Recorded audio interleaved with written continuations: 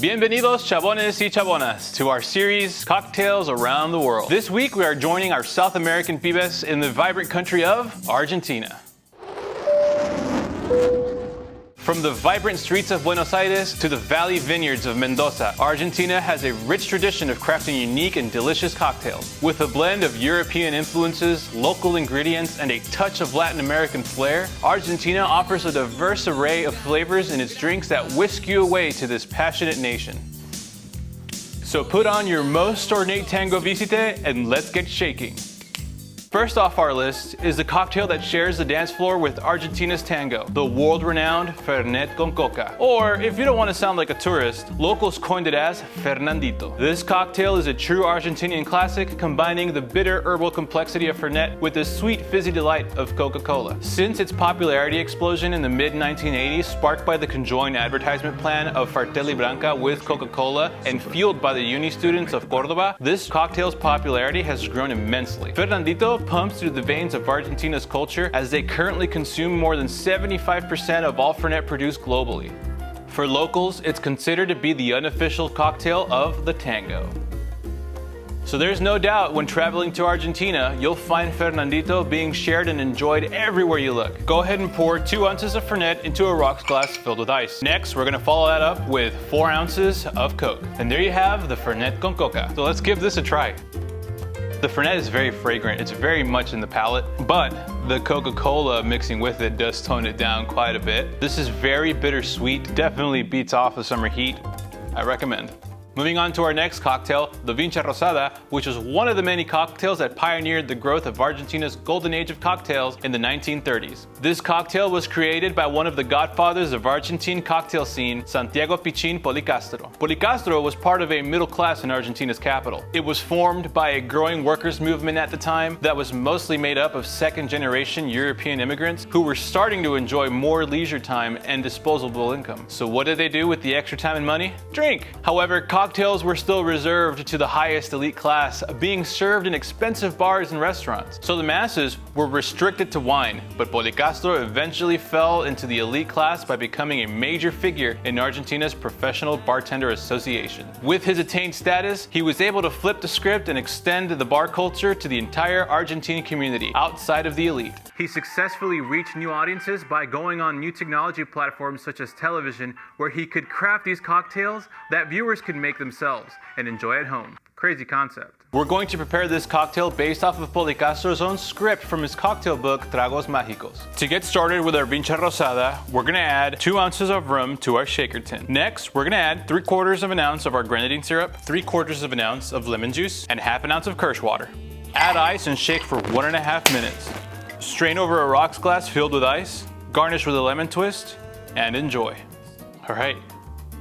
This reads very similar to a tiki cocktail, but it's also quite different. The push-pull between the ingredients is there. The grenadine and the kirsch is very fragrant, so it's very present, and I enjoy that. I'd be very hard-pressed that you'd find somebody who doesn't like this cocktail because it is not only refreshing, it's boozy, but it's also easy to drink. For our next cocktail, we're going to explore the vibrant street culture of Argentina through the cocktail called the Lunfardo. The Lunfardo cocktail is named after a unique slang that originated in the late 1800s among the lower classes and the criminal underworld of Buenos Aires. It was a secret language used by inmates to communicate without being understood by guards. Over time, Lunfardo spread from prisons to the streets, becoming deeply intertwined with the city's tango culture. Tango lyrics are full of Lunfardo phrases like che for hey or quilombo for mess. While Lunfardo arose from the streets and prisons as an argot of the masses, Malbec wine, an import from France, was also being embraced by those same communities as an accessible, unpretentious wine that could be enjoyed by all social strata. The rise of Lunfardo slang and the new Argentine Malbec wine in the late 1800s both speak to the emerging sense of national identity and pride among the working classes of that era. Let's get crafting. We're gonna add 1.5 ounces of Fernet Branca to our shaker tin. Next, we're gonna add 2 ounces of Malbec wine. Follow that up with 3/4 of an ounce of our classic gum syrup. Add ice and shake until well chilled. Finally, strain the mixture into your finest cocktail glass. Express some oils of a lemon twist into the Lunfardo, drop it in the cocktail, and enjoy. Cheers. It smells great. The tannics for the Malbec wine with the Fernet play together so well, and the lemon is fragrant. It adds a level of complexity that I think is very enjoyable. It's bold, a little rough around the edges, much like the Lunfardo slang. And excuse me while I have like 4 or 5 of these. In contrast to using Malbec red wine, we are now onto maybe the most famous white wine cocktail, the Tincho. The Tincho is a true porteño classic. It was created by Valentin Eduardo Bianchi, nicknamed Tincho, the founder of Argentina's oldest family-owned wineries. His idea was to showcase the beloved Torrentes wine in a simple, refreshing way. Torrentes is an indigenous grape variety that is truly special to Argentina. It is a signature white grape of Argentina with its beautiful floral aromas and citrusy flavors. Torrentes has been cultivated in Argentina since the colonial era, when Spanish missionaries first brought viticulture to regions like Mendoza and Salta. Torrentes represents almost a third of Argentina's white wine vineyards. Its popularity waned in the late 20th century as bartenders looked outward, but has seen a renaissance in recent decades, reflecting renewed local pride. To get started with our Tincho, we're gonna add 5 ounces of chilled Torrentes wine to a wine glass filled with ice. Half an ounce of our Rio Red grapefruit cordial. Next, we're gonna cut up a lime wedge, squeeze it into our cocktail, and drop it in. Cheers. Let's give this a try.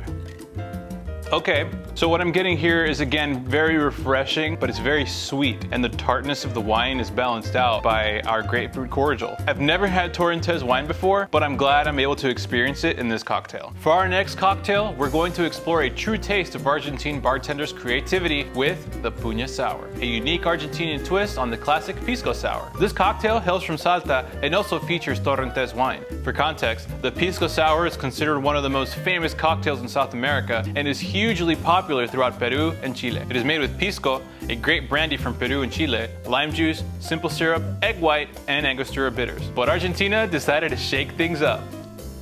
Anybody? Anyway, the Puña Sour replaces the Pisco with beloved Torrentes wine. The Puña Sour was created by Miguel Yulan, a bartender from Salta who, like his bartending compadres, is at the forefront of putting local Argentine ingredients in the spotlight. As Miguel says, Torrentes is my favorite grape for creating wine cocktails because it adds such beautiful freshness. Let's make it. To get started with our Puña Sour, we're gonna add 2 ounces of Torrentes wine. Next, we're gonna add 1 ounce of fresh lemon juice, 1 ounce of our classic gum syrup, and 1 egg white.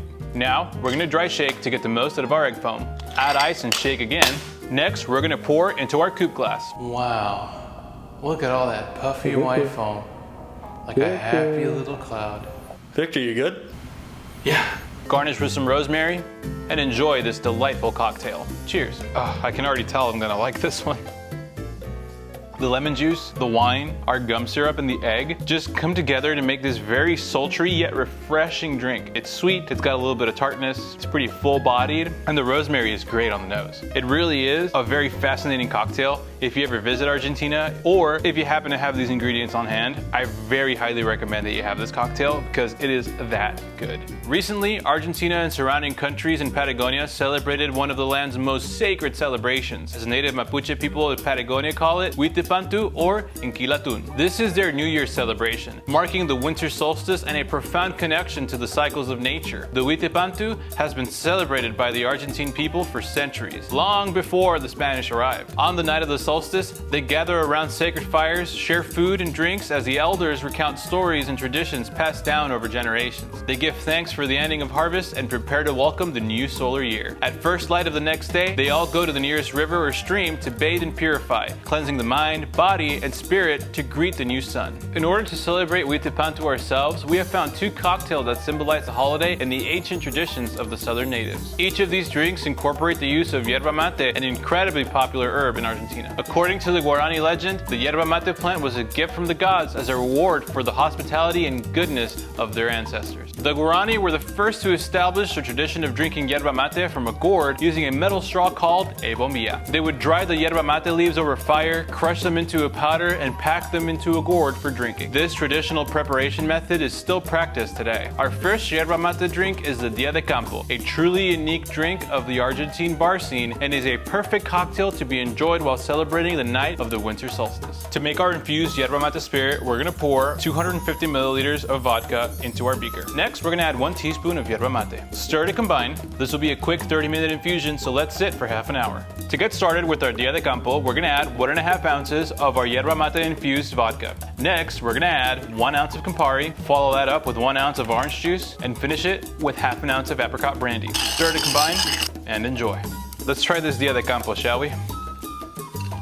So the yerba mate infused vodka is very much present, but it's not very heavy. When it's diluted with the ice, it very much gets mellowed out, and the bitterness of the Campari, coupled with the bitterness of the yerba mate, really shines through, and the orange balances everything out. This can make a great addition to the celebration. The Matecito is the ultimate summer sipper here in Argentina. It lets you enjoy the bold, earthy flavors of our beloved yerba mate, but in a crisp, chilled form that's perfect for beating the heat. To get started with our Matecito, we're gonna pour 1 cup of strong brewed yerba mate tea to our mug filled with ice. We're gonna follow that up with 1 ounce of fresh lime juice and a teaspoon of our classic gum syrup. Stir to combine and enjoy.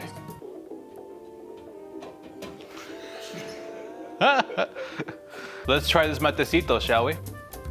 This is fantastic. This is so easy to drink. It's easy to kick back, sit on your front porch in the hot summer days. Of course, with some shade hitting on you because you don't want to get sunburned or anything. What is there to say? It's yerba mate with our classic gum syrup and some lime.